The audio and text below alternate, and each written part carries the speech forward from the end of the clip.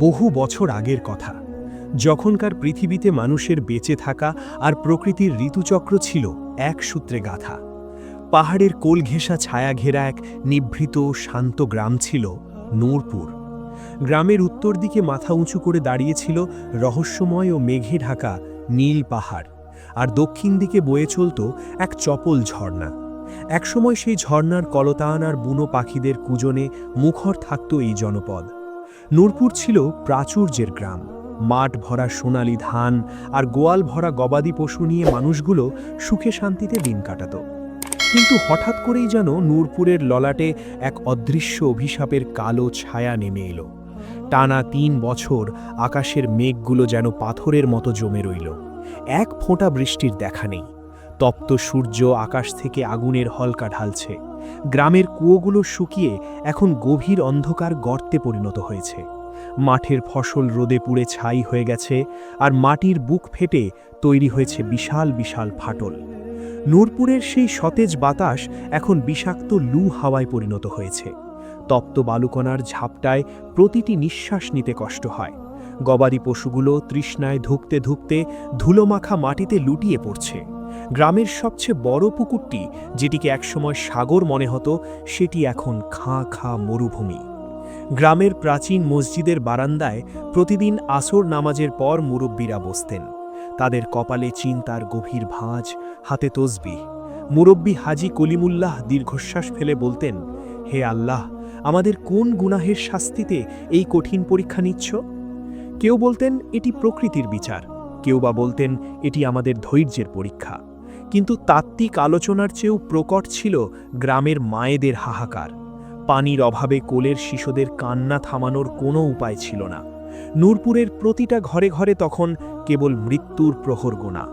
সেই কঠিন সময়ে নূরপুরের মানুষের মুখে মুখে একজনেরই নাম ঘুরত, কিশোর আয়ান। আয়ান ছিল গ্রামের এক দরিদ্র কাঠুরের ছেলে। লিকলিকে গড়ন হলেও তার চোখ দুটো ছিল চকমকি পাথরের মতো উজ্জ্বল। তার অন্তরে ছিল আল্লাহর ওপর অগাধ বিশ্বাস এবং মানুষের প্রতি অসীম মমতা। যখন গ্রামের জোয়ান ছেলেরা পানির খোঁজে পাহাড়ের নিচের দিকে গিয়ে খালি হাতে ফিরে আসত, তখন আয়ান একা বসে আকাশের দিকে তাকিয়ে কি যেন ভাবত। একদিন গভীর রাতে আয়ান দেখল তার আদরের ছোট বোন মরিয়ম এক চুমুক পানির জন্য নিস্তেজ হয়ে উঠোনে পড়ে আছে। তার ফ্যাকাশে ঠোঁট দুটো রোদে পোড়া চামড়ার মতো ফেটে রক্ত বেরোচ্ছে। আয়ানের বোনের মাথায় হাত রাখল। তার শরীরটা জ্বরে পুড়ে যাচ্ছে। আয়ানের বুক ফেটে কান্না এলো, কিন্তু সে ভেঙে পড়ল না। সে জানত কেবল চোখের জলে নূরপুরের মাটি ভিজবে না। তাকে এমন কিছু করতে হবে যা এর আগে কেউ করার সাহস করেনি। সে ছুটে গেল তার বৃদ্ধ দাদুর ঘরে।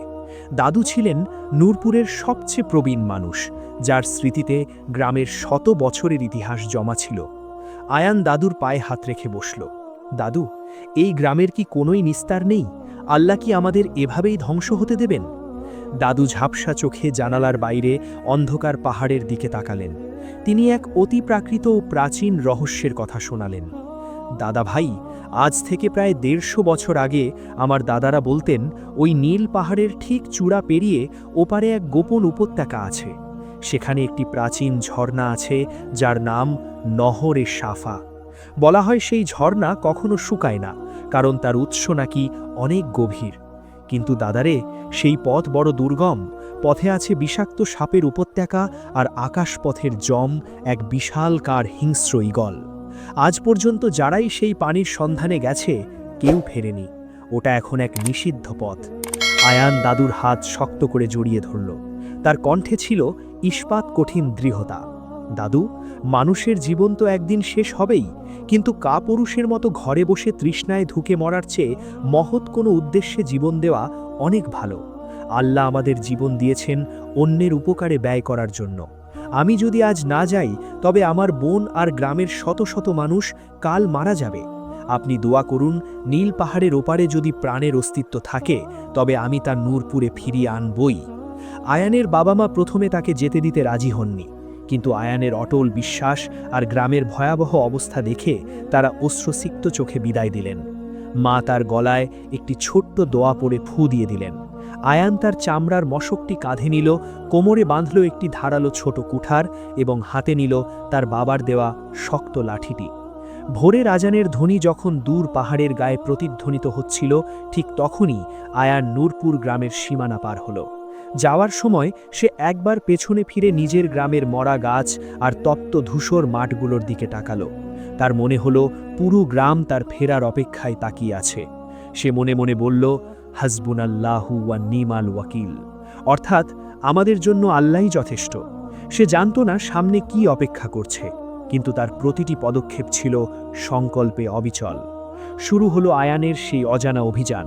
পাহাড়ের প্রথম ধাপে উঠতেই তার শরীর ঘামতে শুরু করল। সূর্যের প্রথম কিরণ যেন তীরের মতো তার পিঠে বিঁধছিল। কিন্তু আয়ানের মনে তখন কেবল তার বোনের ফ্যাকাশে মুখ আর তৃষ্ণার্ত গ্রামবাসীর আর্তনাদ। সে হাঁটছিল, ধুলোর সমুদ্র পেরিয়ে পাহাড়ের দুর্গম খাড়াই মেয়ে উপরে উঠছিল। পাথরগুলো আগুনের গোলার মতো গরম হয়ে আছে, পায়ের তালু পুড়ে ফোসকা পড়ে যাচ্ছিল, কিন্তু আয়ান থামল না। সে জানত নীল পাহাড়ের ওপায়ে যা আছে তা অর্জন করতে হলে তাকে এই অগ্নি পরীক্ষা পার হতেই হবে। পাহাড়ের প্রথম ধাপ পার হতেই আয়ান বুঝতে পারল প্রকৃতির রুক্ষতা কতটা ভয়ঙ্কর হতে পারে। চারিদিকে ধু ধু মরুভূমির মতো উত্তপ্ত পাথর আর বিশালাকার ক্যাকটাস ছাড়া আর কিছুই নেই। দ্বিতীয় দিন দুপুরে যখন আয়ান নীল পাহাড়ের মাঝপথে পৌঁছল, তখন বাতাসের গতিবেগ হঠাৎ বদলে গেল। বাতাস এখন আর গরম নয়, বরং শা শা শব্দে এক অদ্ভুত বিপদের সংকেত দিচ্ছে। পাহাড়ের এই অংশটি মরণ গিরিপথ নামে পরিচিত। এখানকার পাথরগুলো এতটাই পিচ্ছিল যে সামান্য অসাবধানতায় 1000 ফুট গভীর খাদে তলিয়ে যেতে হয়। আয়ান তার লাঠি দিয়ে প্রতিটি পাথর পরীক্ষা করে পা ফেলছিল। তার মশকটি একদম খালি, গলার ভেতরটা তৃষ্ণায় বালুর মতো খসখসে হয়ে গেছে। মাথার উপর সূর্যের তেজ যখন ঠিক মাঝ গগনে, তখন হঠাৎ এক বিশাল কালো ছায়া পুরো গিরিপথকে ঢেকে দিল। আয়ান থমকে দাঁড়ালো। সে ভাবল হয়তো কোনো মেঘ এসে রোদ ঢেকে দিয়েছে, কিন্তু উপরের দিকে তাকাতেই তার রক্ত হিম হয়ে গেল। এটি কোনো মেঘ নয়, বরং এক দানবীয় ঈগল। তার ডানার বিস্তার ছিল প্রায় 12 হাত, আর পালকগুলো ছিল কুচকুচে পাথরের মতো শক্ত। ঈগলটি যখন আকাশ থেকে চিৎকার করে উঠল, সেই তীক্ষ্ণ শব্দ পাহাড়ের গুহায় গুহায় প্রতিধ্বনিত হয়ে আয়ানের কানের পর্দা ফাটিয়ে দেবার উপক্রম করল। নূরপুরের দাদুরা ঠিকই বলেছিলেন, এই পাহাড়ের চূড়া রক্ষা করার জন্য এক হিংস্র প্রহরী নিযুক্ত আছে। ঈগলটি আকাশ থেকে তীরের মতো ডাইভ দিল। আয়ান কোনো মতে একটি বড় পাথরের আড়ালে নিজেকে লুকিয়ে ফেলল। বিশাল নখগুলো পাথরের গায়ে আছড়ে পড়ল, আর পাথর থেকে আগুনের স্ফুলিঙ্গ ছিটকে বের হলো। আয়ান বুঝতে পারল এই দানবের কাছে লুকোনো অসম্ভব। সে তার লাঠিটি শক্ত করে ধরল এবং আল্লাহর নাম নিল। ঈগলটি আবার চক্কর দিয়ে নিচে নেমে এলো। এবার তার লক্ষ্য ছিল আয়ানের কাঁধের মশকটি, কারণ সেটিই ছিল তার একমাত্র সম্বল। ঈগলের ডানার ঝাপটায় আয়ান ভারসাম্য হারিয়ে পাহাড়ের ঢাল মেয়ে নিচে গড়িয়ে পড়ল। তার কনুই আর কপাল ফেটে রক্ত ঝরতে শুরু করল। ঈগলটি যখন তার শেষ মরণ কামড় দেওয়ার জন্য নখ উঁচু করে ঝাঁপ দিল, আয়ান বিদ্যুৎ বেগে তার হাতে থাকা কুঠারটি বের করল। কিন্তু ঠিক শেষ মুহূর্তে সে থমকে গেল। সে দেখতে পেল পাহাড়ের একটি সরু কোণে ঈগলটির একটি বিশাল বাসা রয়েছে।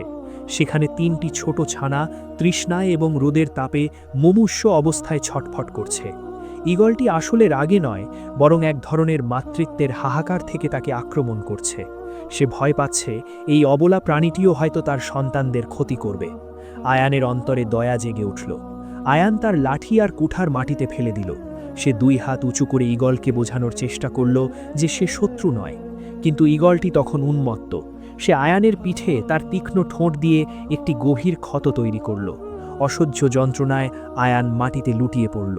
তার চোখের সামনে অন্ধকার নেমে আসছিল, কিন্তু তার মনে পড়ল নূরপুর গ্রামের তৃষ্ণার্ত মানুষের মুখ।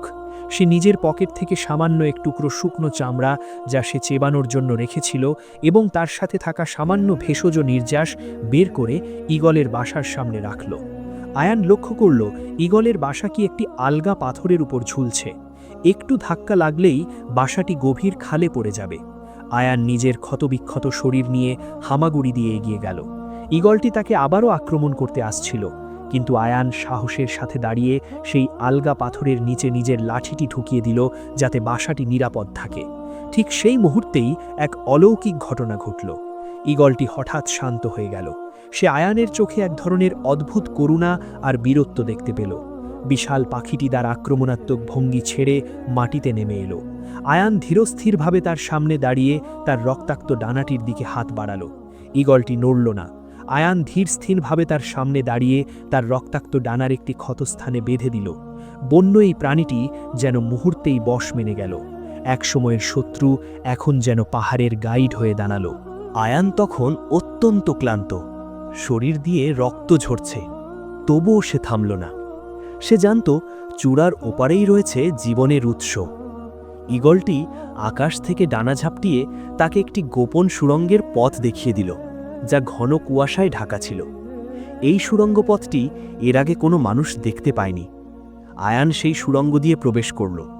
ভেতরে এক অদ্ভুত শীতলতা। বাইরের সেই উত্তপ্ত পৃথিবী থেকে এই সুড়ঙ্গ যেন অন্য এক জগৎ। সুড়ঙ্গের ভেতর দিয়ে দীর্ঘক্ষণ হাঁটার পর আয়ান এক উজ্জ্বল আলোর দেখা পেল। সে যখন সুড়ঙ্গের শেষ মাথায় পৌঁছাল, তার চোখ ধাঁধিয়ে গেল। তার সামনে পড়ে আছে এক বিশাল উপত্যকা, যা সবুজ ঘাসে ঢাকা। আর পাহাড়ের বুক চিরে গর্জন করে নেমে আসছে এক মহিমান্বিত ঝর্ণা। পানির সেই কলকল শব্দে যেন পৃথিবীর সব ক্লান্তি ধুয়ে যায়। আয়ান দৌড়ে গিয়ে সেই শীতল পানিতে ঝাঁপিয়ে পড়ল। সে জানত সে জিতে গেছে। নূরপুর গ্রাম আজ আবার প্রাণ ফিরে পাবে। কিন্তু তখনই এক নতুন সংকট দেখা দিল। সে এই পানি গ্রামে নিয়ে যাবে কি করে? এক মশক পানি তো কেবল কয়েকজনের তৃষ্ণা মেটাবে। তার প্রয়োজন এমন এক রাস্তা, যা দিয়ে এই ঝর্ণার পানি চিরদিনের জন্য পাহাড় বেয়ে গ্রামে পৌঁছাবে। আয়ান দেখল বিশাল এক শিলাখণ্ড পানির গতিপথ আটকে রেখেছে। এই শিলা সরাতে হলে কোনো মানুষের একার শক্তি যথেষ্ট নয়। সে একা কিভাবে এই পর্বত প্রমাণ বাধা সরাবে? নীল পাহাড়ের চূড়ায় পৌঁছে আয়ান এক অলৌকিক দৃশ্য দেখল। পাথরের বুক চিরে নেমে আসছে স্ফটিকের মতো স্বচ্ছ পানি, যা একটি বিশাল জলাধারে জমে আছে। কিন্তু এক বিশাল শিলাখণ্ড সেই পানির পথ আগলে রেখেছে, যার ফলে পানি নিচের দিকে যেতে পারছে না। আয়ান বুঝতে পারল কেবল এক মশক পানি নিয়ে গেলে গ্রামের সবার তৃষ্ণা মিটবে না। তাকে এমন কিছু করতে হবে যাতে এই পানির ধারা চিরতরে নূরপুরের দিকে প্রবাহিত হয়। আয়ান তার হাতের লাঠি আর কুঠার নিয়ে সেই শিলাখণ্ডে আঘাত শুরু করল, কিন্তু পাথরটি ছিল অটল। সে হাড় ভাঙা খাটুনি আর তৃষ্ণায় ক্লান্ত হয়ে আল্লাহর দরবারে মোনাজাত করল, হে দয়াময়, তুমিই পারো এই পাথর সরিয়ে তোমার পিপাসার্ত সৃষ্টিকে বাঁচাতে। ঠিক তখনই সেই বিশাল ঈগলটি আবার ফিরে এলো। তবে এবার সে আক্রমণ করতে নয়, বরং সাহায্য করতে এসেছে। ঈগলটি তার শক্ত নখ দিয়ে পাহাড়ের ওপরের একটা আলগা পাথর ধাক্কা দিয়ে নিচে ফেলে দিল। সেই প্রচণ্ড আঘাতে ঝর্ণার মুখ আগলে রাখা শিলাখণ্ডটি দুভাগে ফেটে গেল। মুহূর্তের মধ্যে পাহাড়ের বুক চিরে কয়েকশো বছরে জমে থাকা পানির প্রবল স্রোত গর্জন করে নিচের দিকে নামতে শুরু করল।